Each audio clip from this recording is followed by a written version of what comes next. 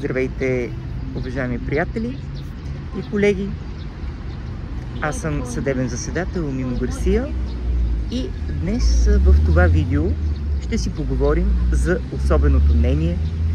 Може ли съдебен заседател да остане на такова? Възможно ли е съдебните заседатели да формират мнозинствената позиция, пък съдия да остане на особено мнение? Хрумна ми да направя това видео, когато снощи си тръгнах от съда в 7 вечерта. Правилно чувате, от 9:30 до 7, почти през цялото време бях в съда.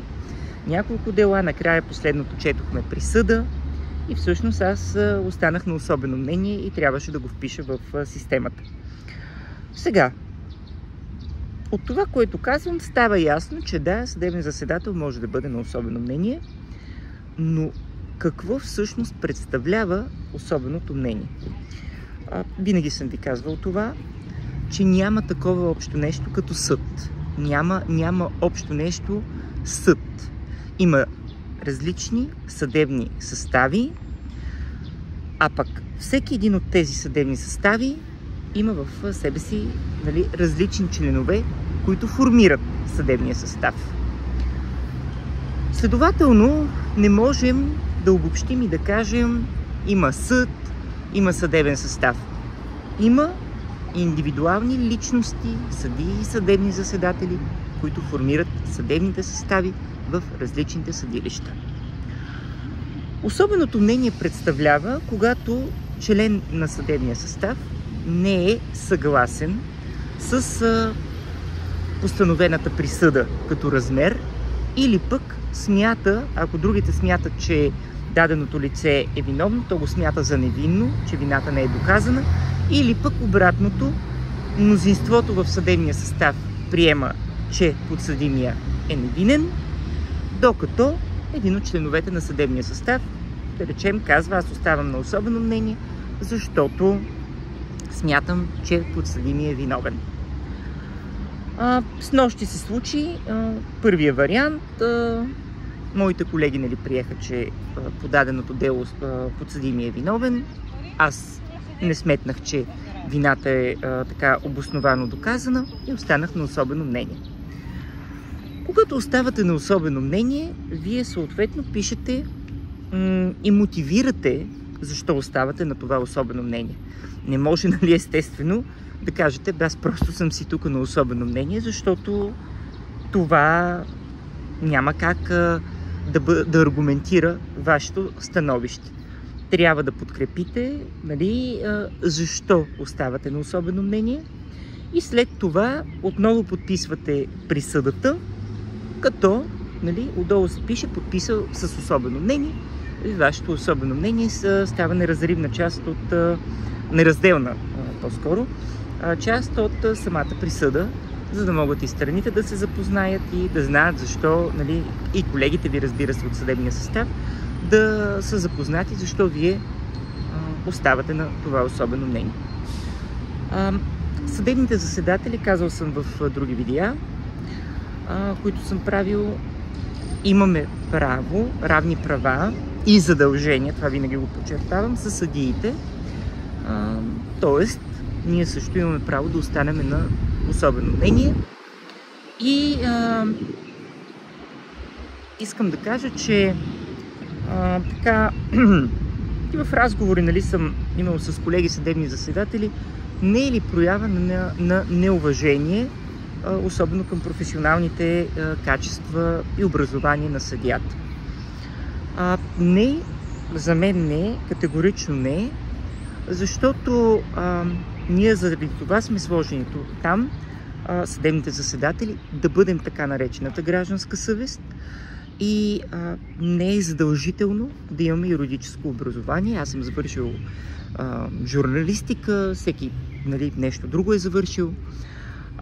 Така че нашия житейски опит, и тук някой би казал: на 26 години какъв житейски опит имаш? Мисля, че имам доста така богат, разнообразен житейски опит. Занимавал съм се с различни неща, водене на предавания, телевизионен коментатор, режисирал съм филм, макар и късометражен.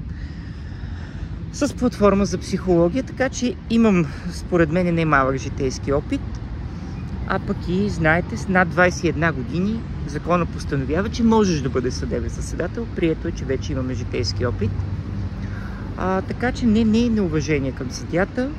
Друга гледна точка, друг поглед е към конкретното дело.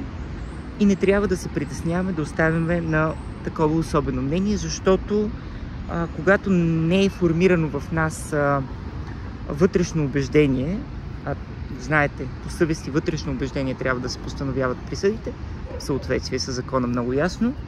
Когато не ми е формирана вътрешна съвест и убеждение, че човек е виновен или невинен, то оставам на особено мнение и няма нищо лошо в това и нищо неуважително към съдията.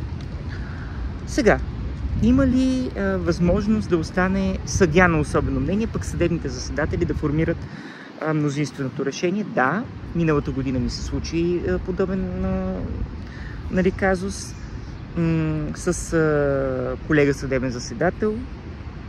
Решихме, че присъдата трябва да бъде към минимума.